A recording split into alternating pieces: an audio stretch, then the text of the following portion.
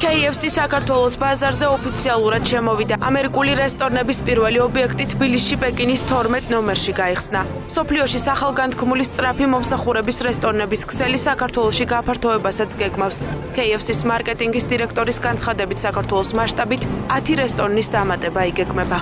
ჩვენ პირველი რესტორანი გვაქვს, საკმაოდ დიდი და საკმაოდ წარმატებული და სადაც ძალიან ბევრი ხალხი მოძრაობს და ჩვენ პირველი 5 დღიდან გამომდინარე დავინახეთ, რომ აქ იმის პრობლემა არ არის, რომ პროდუქტი იმუშავებს თუ არა, არის იმის პრობლემა თუ რიგებს რა უყოთ და როგორ შევამციროთ ეს რიგების სერვისის პროცესი.